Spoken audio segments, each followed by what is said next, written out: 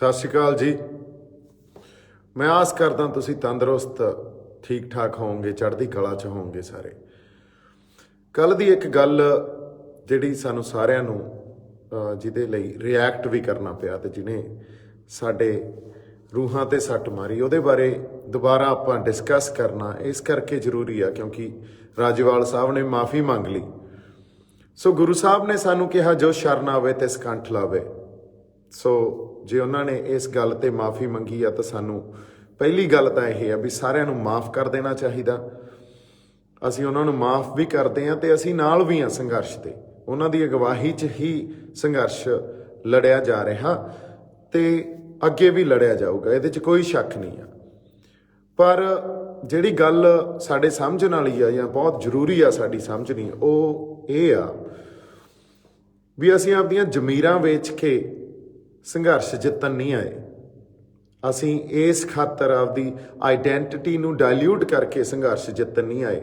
ਉਸ ਆਈਡੈਂਟਿਟੀ ਨੂੰ, ਉਸ ਨਿਸ਼ਾਨ ਸਾਹਿਬ ਨੂੰ ਜਿਹਦੇ ਪਿੱਛੇ ਤਵੀਆਂ ਤੇ ਬੈਠੇ ਆ, ਜਿਹਦੇ ਪਿੱਛੇ ਛਵੀਆਂ ਤੇ ਚੜ੍ਹੇ ਆ, ਜਿਹਦੇ ਪਿੱਛੇ ਚਰਖੜੀਆਂ ਤੇ ਚੜ੍ਹੇ ਆ, ਜਿਹਦੇ ਪਿੱਛੇ ਆਰੀਆਂ ਤੇ ਚੜ੍ਹੇ ਆ, ਜਿਹਦੇ ਪਿੱਛੇ ਦਿੱਲੀ ਜਾ ਕੇ ਸੀਸ ਲੁਹਾਏ ਆ, ਜਿਹਦੇ ਪਿੱਛੇ ਸ਼ਹਾਦਤਾਂ ਦਾ ਇੱਕ ਪੂਰਾ ਇਤਿਹਾਸ ਪਿਆ, ਇੰਨਾ ਲਹੂ ਡੁੱਲਿਆ ਜਿਹਦੇ ਪਿੱਛੇ। ਸੋ ਉਹ ਸਾਡੀ ਪਛਾਣ, ਸਾਡੀ ਆਈਡੈਂਟਿਟੀ ਪਿੱਛੇ ਹੀ ਡੁੱਲਿਆ। ਦੇਖੋ, ਇਹ ਗੱਲਾਂ ਇੰਨੀਆਂ ਸਿੰਪਲ ਨਹੀਂ ਹੁੰਦੀਆਂ। ਜੇ ਇਹ ਸਿੰਪਲ ਹੁੰਦੀਆਂ, ਇਹਨੂੰ ਮਨੁੱਖਤਾ ਦੇ ਸੰਦਰਭ 'ਚ ਵੀ ਰੱਖ ਕੇ ਦੇਖੀਏ, ਮਨੁੱਖਤਾ ਵੀ ਸਾਡੀ ਪਛਾਣ 'ਚ ਹੀ ਵੱਸਦੀ ਆ ਔਰ ਕਿਸੇ ਵੀ ਕਮਿਊਨਿਟੀ ਦੀ ਪਛਾਣ 'ਚ ਇੱਕ ਮਨੁੱਖਤਾ ਵੱਸਦੀ ਆ। ਸੋ ਉਹਦੀ ਪਛਾਣ ਨੂੰ ਖਤਮ ਨਹੀਂ ਕੀਤਾ ਜਾ ਸਕਦਾ। ਇਹ ਤਾਂ ਉਹੀ ਗੱਲ ਹੋ ਗਈ ਜਿਵੇਂ ਅੱਜ ਮੋਦੀ ਕਹਿ ਦੇ ਵੀ ਤੁਸੀਂ ਐਂ ਕਰੋ, ਆਪਦੀ ਪਛਾਣ ਨੂੰ, ਆਪਦੀ ਆਈਡੈਂਟਿਟੀ ਨੂੰ, ਆਪਦੀ ਪੰਜਾਬੀਅਤ ਨੂੰ ਡਾਇਲਿਊਟ ਕਰ ਦਿਓ, ਮੈਂ ਤੁਹਾਨੂੰ ਤੁਹਾਡੀ ਜਿੱਤ ਦੇ ਦੇਣਾ। ਸਾਨੂੰ ਫਿਰ ਮਨਜ਼ੂਰ ਨਹੀਂ ਹੈ ਨਾ, ਜਿੱਤ ਤਾਂ ਸਾਨੂੰ ਸਾਡੀ ਪਛਾਣ ਦੇ ਨਾਲ ਹੀ ਚਾਹੀਦੀ ਆ। ਸੋ ਇਸ ਕਰਕੇ ਜਿਹੜੀ ਗੱਲ, ਜਿਹੜੇ ਨਿਸ਼ਾਨ ਸਾਹਿਬ ਦੀ ਗੱਲ ਕੀਤੀ ਗਈ ਸੀ, ਉਹ ਗੱਲ ਹੀ ਬਹੁਤ ਵੱਡੀ ਸੀ ਤੇ ਮੇਰਾ ਰਿਐਕਸ਼ਨ ਕਿਸੇ ਭੜਕਾਹਟ ਚੋਂ ਨਹੀਂ ਉਹ ਨਿਕਲਿਆ ਸੀ ਜਾਂ ਕਿਸੇ ਨਿੱਜੀ ਵੈਰ ਵਿਰੋਧ ਚੋਂ ਨਹੀਂ ਨਿਕਲਿਆ ਸੀ। ਮੇਰੇ ਤੇ ਤਾਂ ਬੜੇ ਸਮੇਂ ਦੇ ਅਟੈਕ ਹੋ ਰਹੇ ਆ, ਸ਼ਬਦਾਂ ਦੇ ਅਟੈਕ ਵੀ ਹੋ ਰਹੇ ਆ ਤੇ ਸਾਜ਼ਿਸ਼ਾਂ ਵੀ ਘੜੀਆਂ ਜਾ ਰਹੀਆਂ। ਮੈਂ ਕਦੇ ਨਹੀਂ ਬੋਲਦਾ ਔਰ ਮੈਂ ਇਹ ਬੋਲਣ 'ਚ ਵਿਸ਼ਵਾਸ ਵੀ ਨਹੀਂ ਰੱਖਦਾ। ਆਪਾਂ ਇੱਕ ਸੰਘਰਸ਼ 'ਚ ਇਕੱਠੇ ਆ ਤੇ ਇਕੱਠੇ ਲੜਦੇ ਰਹਾਂਗੇ ਤੇ ਇਹ ਵੀ ਗੱਲ ਪੱਕੀ ਆ। ਪਰ ਤੁਸੀਂ ਸਾਡੀ ਪਛਾਣ ਨੂੰ ਡਾਇਲਿਊਟ ਕਰਕੇ ਜੇ ਕਹੋਗੇ ਵੀ ਨਿਸ਼ਾਨ ਸਾਹਿਬ ਲਾ ਲਓ, ਉਦੋਂ ਬਾਅਦ ਫਿਰ ਜਿੱਤ ਸਾਡੇ ਲਈ ਕਿਸੇ ਕੰਮ ਦੀ ਨਹੀਂ ਹੈ। ਇਹ ਦੇਖਣ ਦਾ ਨਜ਼ਰੀਆ ਵਾਰ-ਵਾਰ ਅਸੀਂ ਦੇਖਣ ਦਾ ਨਜ਼ਰੀਆ ਵੀ ਨਹੀਂ ਹੈ। ਔਰ ਸਾਡਾ ਇਹ, ਜੇ ਤੁਸੀਂ ਕਹਿ ਰਹੇ ਹੋ ਵਿਰਸਾ, ਤਾਂ ਸਾਡਾ ਇਹ ਵਿਰਸਾ ਨਹੀਂ ਆ, ਇਹ ਬਹੁਤ ਵੱਡੀ ਗੱਲ ਆ, ਵਿਰਸੇ ਤੋਂ ਵੀ ਵੱਡੀ ਗੱਲ ਆ ਸਾਡੇ ਲਈ। ਸੋ ਇਹ ਤਦ ਹੀ ਸਮਝ ਆ ਸਕਦੀ ਹੈ ਜਦੋਂ ਅਸੀਂ ਉਹਨਾਂ ਫਲਸਫਿਆਂ ਨਾਲ, ਉਹਨਾਂ ਗੁਰੂਆਂ ਨਾਲ, ਉਹਨਾਂ ਰਹਿਬਰਾਂ ਨਾਲ ਜੁੜੇ ਆ ਤੇ ਕਿਸ ਆਧਾਰ ਤੇ ਜੁੜੇ ਆ, ਇਹ ਗੱਲ ਸਮਝ ਆਉਂਦੀ ਹੋਵੇ। ਇਹ ਇਕੱਲਾ ਸ਼੍ਰੀ ਗੁਰੂ ਗ੍ਰੰਥ ਸਾਹਿਬ ਨੂੰ ਨਤਮਸਤਕ ਹੋਣ ਵਾਲੀ ਗੱਲ ਨਹੀਂ ਆ, ਗੱਲ ਉਹ ਤੋਂ ਬਾਹਲੀ ਵੱਡੀ ਆ, ਸੈਂਸ ਆਫ ਬਿਲੋਂਗਿੰਗ ਦੀ ਗੱਲ ਆ। ਸੋ ਸਾਡੀ ਪਛਾਣ ਨੂੰ ਡਾਇਲਿਊਟ ਕਰਕੇ ਸਾਡੇ ਜ਼ਮੀਨਾਂ, ਸਾਡੀਆਂ ਜਿੱਤਾਂ, ਸਾਡੀਆਂ ਜਾਇਦਾਦਾਂ ਕਿਸੇ ਕੰਮ ਦੀਆਂ ਨਹੀਂ। ਸੋ ਇਸ ਕਰਕੇ ਅਸੀਂ ਜਿੱਤਾਂਗੇ ਵੀ, ਆਪਦੀ ਪਛਾਣ ਨੂੰ ਉੱਥੇ ਇੰਟੈਕਟ ਰੱਖ ਕੇ, ਨਾਲ ਰੱਖ ਕੇ ਜਿੱਤਾਂਗੇ। ਸਾਡੀ ਪਛਾਣ ਸਾਡੇ ਅੰਦਰ ਵੱਸਦੀ ਆ।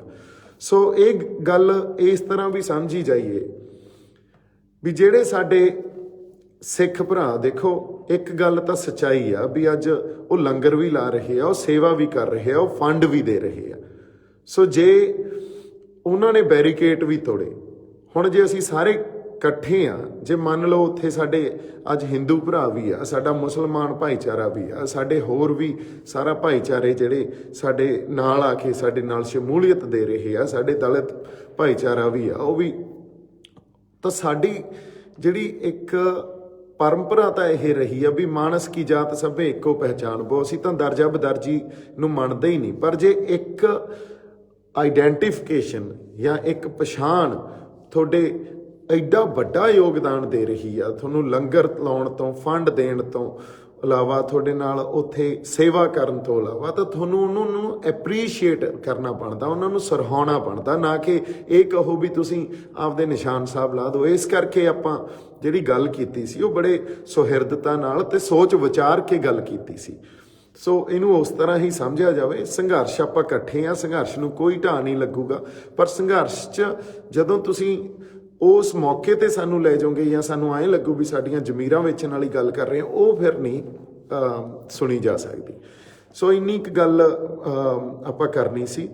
ਬਾਕੀ ਮੇਰੇ ਤੇ ਪਰਸਨਲ ਅਟੈਕ ਜਿਹੜੇ ਹੁੰਦੇ ਆ ਉਹਦੇ ਬਾਰੇ ਥੋੜੀ ਜਿਹੀ ਆਪਾਂ ਗੱਲ ਕਰ ਲੈਂਦੇ ਆ। ਮੇਰੇ ਤੇ ਵਾਰ-ਵਾਰ ਸਟੇਜਾਂ ਤੋਂ ਪ੍ਰਚਾਰਿਆ ਗਿਆ ਵੀ ਤੁਸੀਂ ਸਟੇਜ ਦੇ ਨੇੜੇ ਤੇੜੇ ਵੀ ਨਹੀਂ ਆ ਸਕਦੇ। ਮੈਂ ਕਿਹਾ ਜੀ ਸਿਰ ਮੱਥੇ ਜਿਵੇਂ ਤੁਸੀਂ ਕਹੋਗੇ। ਫਿਰ ਇਹ ਪ੍ਰਚਾਰਿਆ ਜਾਂਦਾ ਵੀ ਤੁਸੀਂ BJP ਦੇ ਹੋ, ਤੁਸੀਂ RSS ਦੇ ਹੋ, ਬਿਨਾਂ ਕਿਸੇ ਆਧਾਰ ਤੋਂ। ਇੱਥੋਂ ਤੱਕ ਕਿ ਸਨੀ ਦਿਓਲ ਉਹਨਾਂ ਦਾ ਟਵੀਟ ਆਉਂਦਾ, ਉੱਥੇ ਇਹ ਵੀ ਗੱਲ ਐਲਾਨੀ ਗਈ ਵੀ ਮੇਰਾ ਉਹਦੇ ਨਾਲ ਕੋਈ ਰਿਸ਼ਤਾ ਨਹੀਂ ਹੈ ਦੀਪ ਸਿੱਧੂ ਨਾਲ। ਦੇਖੋ, ਰਿਸ਼ਤਿਆਂ ਨੂੰ ਡਿਨਾਈ ਕਰਨਾ ਇੱਕ ਬਹੁਤ ਵੱਡੀ ਗੱਲ ਹੁੰਦੀ ਹੈ। ਰਿਸ਼ਤਿਆਂ ਨੂੰ ਡਿਨਾਈ ਤੁਸੀਂ ਆਈ ਨਹੀਂ ਕੀਤਾ ਜਾ ਸਕਦਾ ਵੀ ਆਪਾਂ ਮਿਥ ਲਿਆ ਤੇ ਕਿਸੇ ਸਾਜ਼ਿਸ਼ ਅਧੀਨ ਆਪਾਂ ਡਿਨਾਈ ਕਰਤੀ ਇਹ ਗੱਲ ਵੀ ਸਾਡਾ ਫਲਾਣੇ ਨਾਲ ਕੋਈ ਰਿਸ਼ਤਾ ਨਹੀਂ ਹੈ। ਇਹ ਬਹੁਤ ਵੱਡੀ ਗੱਲ ਆ। ਮੇਰਾ ਅੱਜ ਦੀ ਡੇਟ 'ਚ ਸਨੀ ਦਿਓਲ ਨਾਲ ਜਾਂ ਧਰਮ ਜੀ ਨਾਲ ਕੋਈ ਰਿਸ਼ਤਾ ਹੀ ਨਹੀਂ ਰਹਿ ਗਿਆ। ਤੇ ਮੈਨੂੰ ਲੱਗਦਾ ਉਹ ਇੱਥੋਂ ਤੱਕ ਵਿੱਥ ਆ ਗਈ ਆ ਵੀ ਵਾਪਸ ਜਾ ਕੇ ਵੀ ਜੇ ਮੈਂ ਕੱਲ ਨੂੰ ਵਿਚਰੂੰਗਾ ਤੇ ਉਹ ਰਿਸ਼ਤਾ ਖਤਮ ਹੋ ਚੁੱਕਿਆ। ਸੋ ਜੇ ਤੁਸੀਂ ਉੱਥੇ ਵੀ ਸ਼ੱਕ ਇਸ ਢੰਗ ਨਾਲ ਕਰ ਰਹੇ ਹੋ ਵੀ ਉਹ ਜਾਣ ਬੁੱਝ ਕੇ ਬੁਲਾਇਆ ਜਾਂਦਾ, ਐਡੀ ਵੱਡੀ ਗੱਲ ਕੋਈ ਜਾਣ ਬੁੱਝ ਕੇ ਨਹੀਂ ਕਰਦਾ ਹੁੰਦਾ। ਜਿਹੜਾ ਮੇਰਾ ਪਰਿਵਾਰ ਸੀ, ਜਦੋਂ ਮੇਰੀ ਜ਼ਿੰਦਗੀ ਉੱਥੇ ਬਹੁਤ ਜ਼ਿੰਦਗੀ ਜਿੰਨਾ ਦੇਰ ਮੈਂ ਬੰਬਈ ਰਿਹਾ ਉਹਨਾਂ ਦੇ ਨਾਲ ਬੀਤੀ ਆ। ਸੋ ਉਹਨਾਂ ਰਿਸ਼ਤਿਆਂ ਤੋਂ ਮੁਨਕਰ ਹੋਣਾ ਬਹੁਤ ਵੱਡੀ ਗੱਲ ਹੈ। ਇਹ ਕਿਸੇ ਸਾਜ਼ਿਸ਼ ਅਧੀਨ ਨਹੀਂ ਗੱਲਾਂ ਹੁੰਦੀਆਂ। ਸੋ ਇਸ ਕਰਕੇ ਮੇਰੀ ਤੁਹਾਨੂੰ ਬੇਨਤੀ ਆ ਵੀ ਹਰ ਗੱਲ ਨੂੰ ਸ਼ੱਕ ਦੇ ਆਧਾਰ ਤੇ ਨਾ ਦੇਖਿਆ ਕਰੋ। ਕਿਤੇ ਨਾ ਕਿਤੇ ਇਨਸਾਨੀਅਤ ਵੀ ਵਸਦੀ ਹੁੰਦੀ ਆ ਸਾਡੇ 'ਚ। ਉਸ ਐਜ਼ ਅ ਹਿਊਮਨ ਬੀਇੰਗ ਵੀ ਅਸੀਂ ਇਨਸਾਨੀਅਤ ਦੇ ਆਧਾਰ ਤੇ ਵੀ ਚੀਜ਼ਾਂ ਨੂੰ ਸਮਝਣ ਤੇ ਦੇਖਣ ਦੀ ਪਰਖ ਕਰੀਏ। ਅਗਲੀ ਗੱਲ ਮੇਰੇ ਵਿਰੁੱਧ ਇੱਕ ਹੋਰ ਪ੍ਰਚਾਰੀ ਜਾ ਰਹੀ ਆ ਵੀ ਮੈਂ ਫੰਡਸ ਲੈ ਰਿਹਾ। ਇੱਕ ਗੱਲ ਮੈਂ ਬਹੁਤ ਸੁਹਿਰਦਤਾ ਨਾਲ ਸਾਰਿਆਂ ਨੂੰ ਕਹਿਣਾ ਚਾਹਣਾ ਵੀ ਕਿਤੋਂ ਵੀ ਕਿਸੇ ਵੀ ਬੰਦੇ ਨੇ ਮੈਨੂੰ ਇੱਕ ਵੀ ਪੈਸਾ ਦਿੱਤਾ ਜਾਂ ਮੇਰੇ ਕਿਸੇ ਦੋਸਤ ਨੂੰ ਦਿੱਤਾ ਤਾਂ ਪਲੀਜ਼ ਜਨਤਕ ਤੌਰ ਤੇ ਐਲਾਨੇ। ਅੱਜ ਤੱਕ ਜੋ ਕੁਝ ਮੈਂ ਕਰ ਰਿਹਾ ਉਹ ਆਪਦੇ ਪੱਲਿਓਂ ਪੈਸੇ ਲਾ ਕੇ ਕਰ ਰਿਹਾ। ਜਾਂ ਸੰਗਤ ਇੱਥੋਂ ਤੱਕ ਤਾਂ ਹੋ ਸਕਦਾ ਵੀ ਜੇ ਟੈਂਟ ਸ਼ੰਭੂ ਮੋਰਚੇ ਦਾ ਲੱਗਿਆ ਸੀ, ਉਹ ਟੈਂਟ ਵਾਲੇ ਨੂੰ ਥੋੜੇ ਬਹੁਤ ਪੈਸੇ ਦੇ ਦਿੱਤੇ, ਹੁਣ ਸਾਊਂਡ ਵਾਲੇ ਨੂੰ ਦੇ ਦਿੱਤੇ। ਹੁਣ ਮੈਂ ਕਿਸੇ ਤੋਂ ਕੋਈ ਪੈਸਾ ਨਹੀਂ ਫੜਿਆ। ਉਹ ਵੀ ਕੋਈ ਆਪਾਂ ਕਹੀਏ ਵੀ ਟੈਂਟ ਸਾਊਂਡ ਦੇ ਜੇ ਕੋਈ ਸੰਗਤ ਵੱਲੋਂ ਦਾਨ ਕਰ ਗਿਆ, ਉਹ ਵੀ ਪੈਸੇ ਨਹੀਂ ਫੜੇ ਕਦੇ ਕਿਸੇ ਤੋਂ। ਨਾ ਹੀ ਅੱਜ ਤੱਕ ਮੇਰੇ ਅਕਾਊਂਟ 'ਚ, ਨਾ ਹੀ ਕਦੇ ਮੇਰੇ ਕਿਸੇ ਦੋਸਤ ਦੇ ਅਕਾਊਂਟ 'ਚ ਕੋਈ ਪੈਸਾ ਆਇਆ, ਨਾ ਹੀ ਆਪਾਂ ਕਿਸੇ ਤੋਂ ਫੜਿਆ।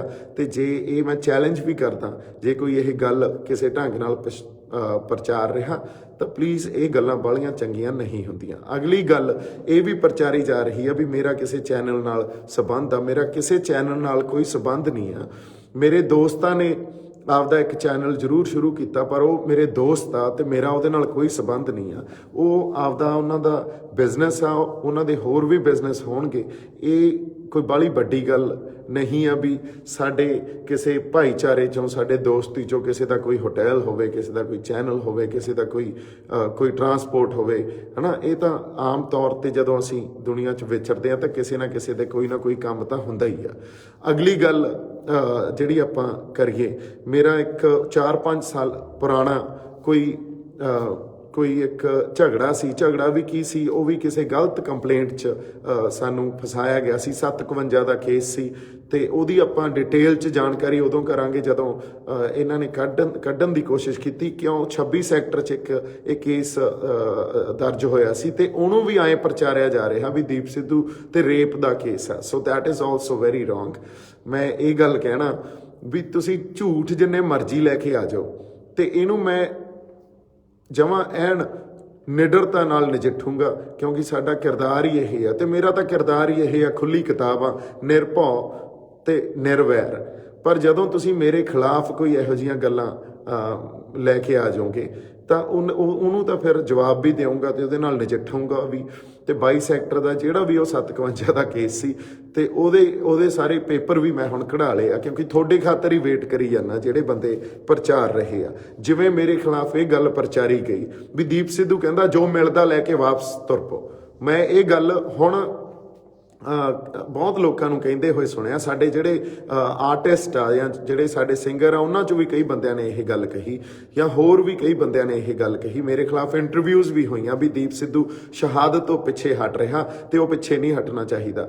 ਦੇਖੋ ਕਿ ਇਹੋ ਜਿਹੇ ਟਾਈਟਲ ਦਿੱਤੇ ਜਾਂਦੇ ਆ, ਨਾ ਮੈਂ ਕਦੇ ਸ਼ਹਾਦਤ ਤੋਂ ਪਿੱਛੇ ਹਟਿਆ। ਜਜ਼ਬਾਤਾਂ ਦੇ ਆਧਾਰ ਤੇ ਮੈਂ ਸਿਰਫ ਆਪਦੇ ਜਜ਼ਬਾਤਾਂ ਦੇ ਕਾਰਨ ਵੀ ਆਪਦੇ ਲੋਕਾਂ ਲਈ, ਆਪਦੀ ਧਰਤੀ ਲਈ, ਪੰਜਾਬ ਲਈ ਤੁਰਿਆ ਤੇ ਇਸੇ ਖਾਤਰ ਹੀ ਇੱਥੇ ਆ। ਹੋਰ ਮੇਰਾ ਕੋਈ ਸਿਆਸੀ ਲਾਹਾ ਨਹੀਂ ਆ, ਕੋਈ 2022 ਮੈਂ ਨਹੀਂ ਲੜਨੀ, ਮੇਰਾ ਜਮਾਂ ਹੀ ਕੋਈ ਕਿਸੇ ਹੋਰ ਤਰ੍ਹਾਂ ਦਾ ਇਹਦੇ 'ਚ ਇੰਟਰਸਟ ਨਹੀਂ ਆ, ਕੋਈ ਲਾਹਾ ਨਹੀਂ ਮੈਂ ਲੈਣ ਵਾਸਤੇ ਇੱਥੇ ਆਇਆ। ਸੋ ਜਦੋਂ ਮੈਂ ਸੱਚ ਕੋਈ ਬੋਲਦਾ ਜਾਂ ਗੱਲ ਕਰਦਾ ਤੇ ਉਹ ਸੱਚ ਬਹੁਤ ਬੰਦਿਆਂ ਨੂੰ ਜਾ ਕੇ ਚੁੱਭਦਾ, ਤੇ ਉਹ ਚੁੱਭਦਾ ਕਈ ਵਾਰੀ ਉਹਨਾਂ ਦੀ ਸਿਆਸਤ ਵੀ ਖਤਰੇ 'ਚ ਆ ਜਾਂਦੀ ਆ। ਕਈ ਵਾਰੀ ਤੁਸੀਂ ਇਹ ਦੇਖੋ ਵੀ ਉਹਨਾਂ ਦੇ ਜਾ ਕੇ ਗੱਲਾਂ ਵੱਜਦੀਆਂ ਵੀ ਆ ਸਿੱਧੀਆਂ ਅੰਦਰ। ਸੋ ਇਸ ਕਰਕੇ ਉਹ ਖਿਲਾਫਤ ਜਿਹੜੀ ਆ ਵੀ ਆਪਦੇ ਮੇਰੇ ਖਿਲਾਫ ਹੋ ਜਾਂਦੇ ਆ, ਪੋਜੀਸ਼ਨ ਵੀ ਖਿਲਾਫ ਲੈ ਲੈਂਦੇ ਆ।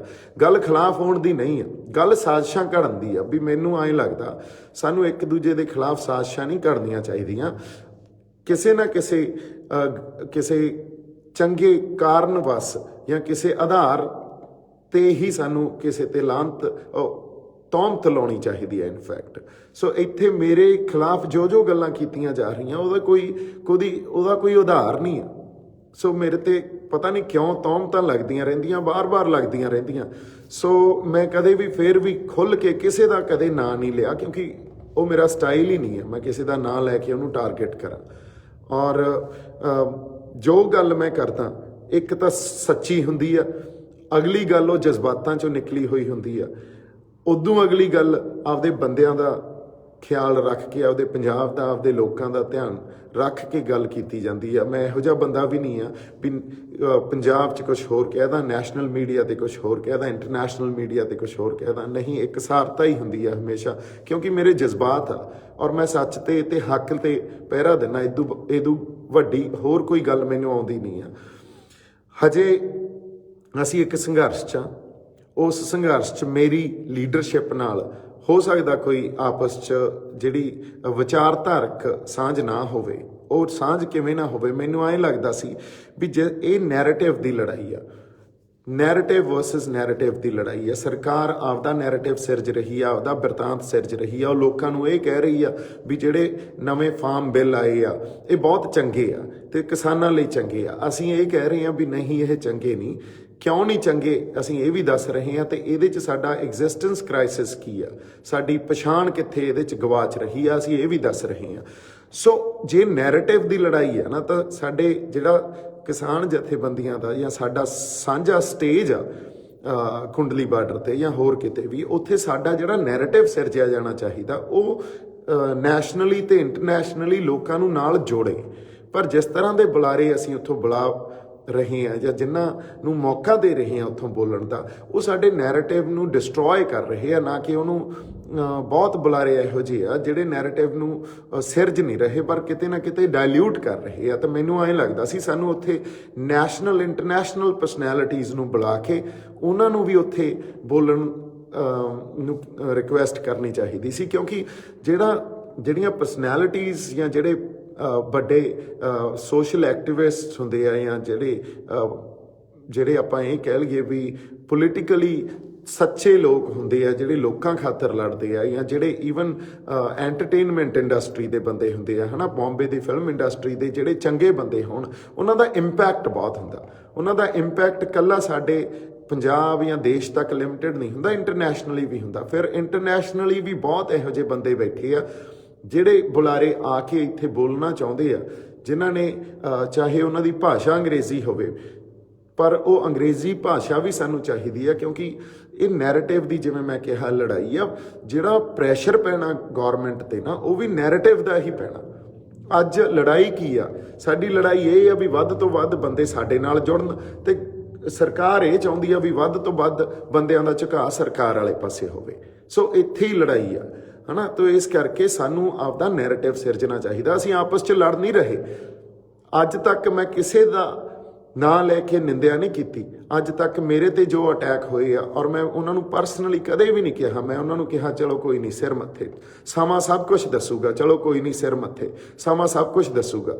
ਪਰ ਔਰ ਮੇਰੀ ਗੱਲ ਮੈਂ ਕੀ ਕਹੀ ਹੁੰਦੀ ਆ, ਗੱਲ ਦਾ ਮਤਲਬ ਕੀ ਕਢਾ ਦਿੰਦੇ ਆ, ਉਹਦੇ ਤੇ ਇੰਟਰਵਿਊਜ਼ ਕਰਦੇ ਆ, ਇੰਟਰਵਿਊਜ਼ ਕਰਕੇ ਉਹਦੀਆਂ ਟਾਈਟਲਸ ਦੇਖ ਲਓ, ਇੰਟਰਵਿਊਜ਼ ਦਾ ਕੀ ਹੁੰਦਾ ਵੀ ਅਸੀਂ ਸ਼ਹਾਦਤ ਨੂੰ ਤਿਆਰ ਹਾਂ, ਦੀਪ ਸਿੱਧੂ ਪਿੱਛੇ ਨਾ ਹਟੇ, ਇਹ ਟਾਈਟਲ ਹੁੰਦੇ ਆ। ਤੇ ਉਦੋਂ ਬਾਅਦ ਮੇਰੇ ਨਾਲ ਆ ਕੇ ਇੰਟਰਵਿਊਜ਼ ਫਿਰ ਬਹਿ ਕੇ ਵੀ ਕੀਤੀਆਂ ਜਾਂਦੀਆਂ। ਪਰ ਗੱਲ ਆਏ ਆ, ਔਰ ਜਿੱਦਾਂ ਆਪਾਂ ਉਹ ਸਟੇਟਮੈਂਟ ਦਿੱਤੀ ਸੀ, ਉਹਦੇ 'ਚ ਕਿਤੇ ਵੀ ਇਹ ਗੱਲ ਨਹੀਂ ਕਹੀ ਸੀ ਵੀ ਮੈਂ ਸ਼ਹਾਦਤ ਦੇਣ ਤੋਂ ਭੱਜਦਾ, ਉਹਦੇ 'ਚ ਕਿਤੇ ਵੀ ਇਹ ਗੱਲ ਨਹੀਂ ਕਹੀ ਸੀ ਵੀ ਅਸੀਂ ਜੋ ਮਿਲਦਾ ਲੈ ਕੇ ਤੁਰ ਜਾਈਏ। ਨਹੀਂ, ਇਹ ਇਤਿਹਾਸਕ ਤੇ ਫੈਸਲਾਕੁੰਨ ਲੜਾਈ ਆ, ਇਹਨੂੰ ਬੜੀ ਸੁਹਿਰਦਤਾ ਨਾਲ ਤੇ ਇੰਟੈਲੀਜੈਂਟਲੀ ਆਪਾਂ ਹੈਂਡਲ ਕਰਾਂਗੇ, ਔਰ ਇਕੱਠੇ ਰਹਿ ਕੇ ਹੈਂਡਲ ਕਰਾਂਗੇ।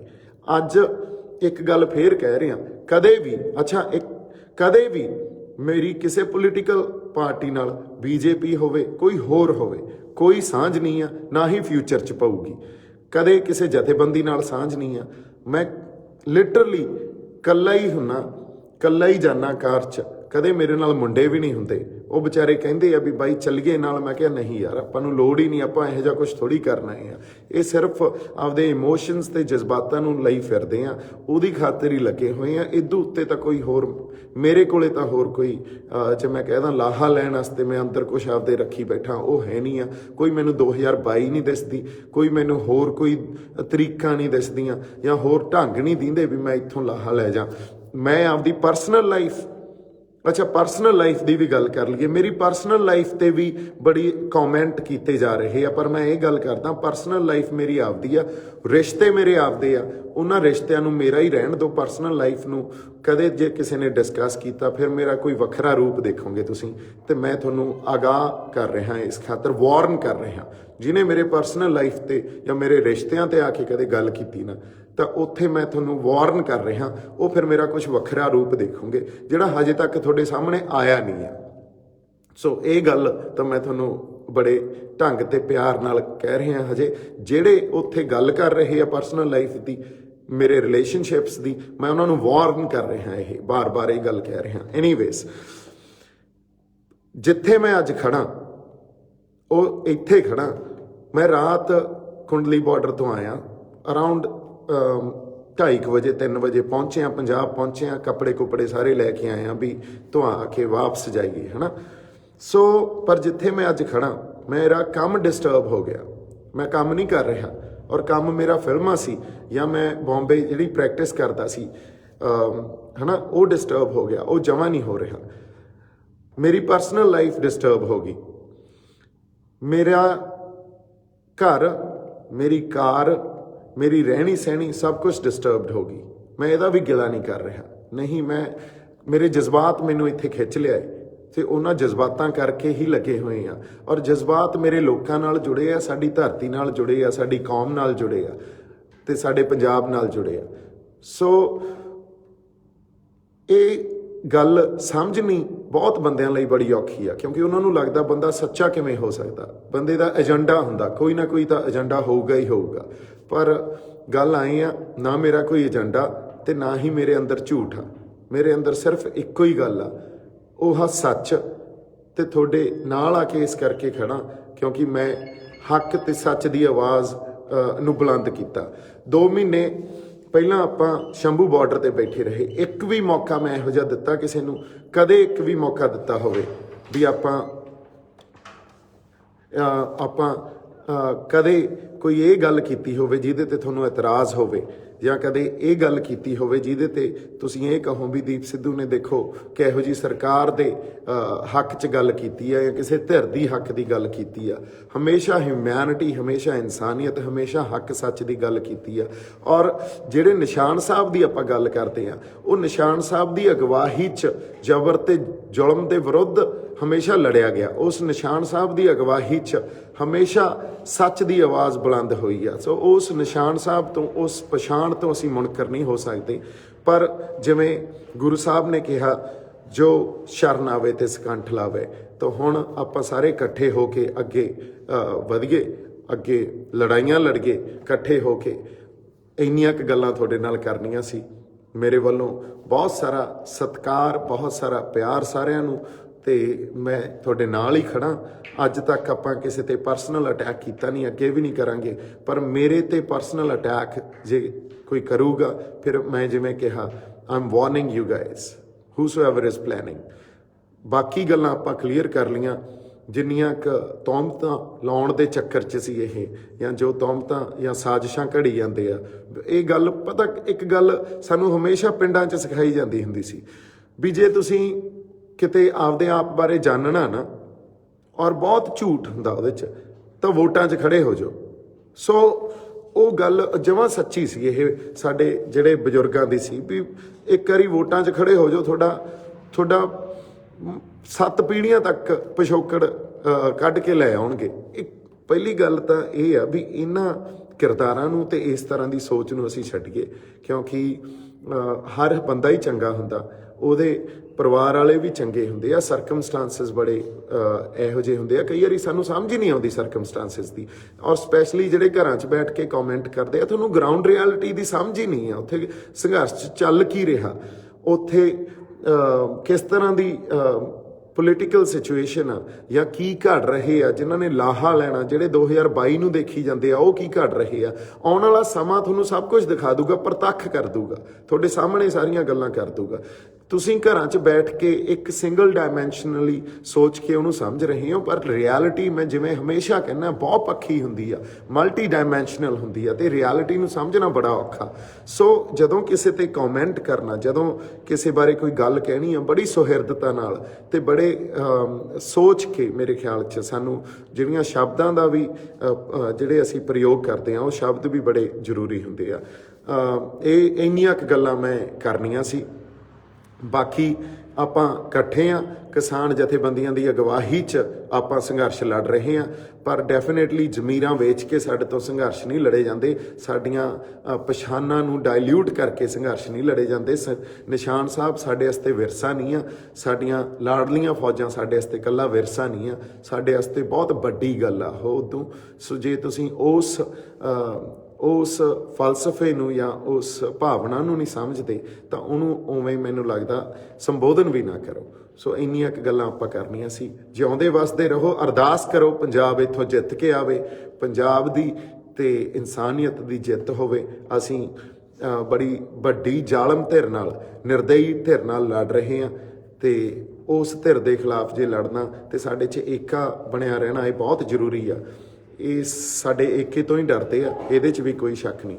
ਮੇਰੇ ਵੱਲੋਂ ਬਹੁਤ ਸਾਰਾ ਪਿਆਰ ਸਤਿਕਾਰ ਇੱਕ ਵਾਰੀ ਫਿਰ। ਸਤਿ ਸ਼੍ਰੀ ਅਕਾਲ ਜੀ।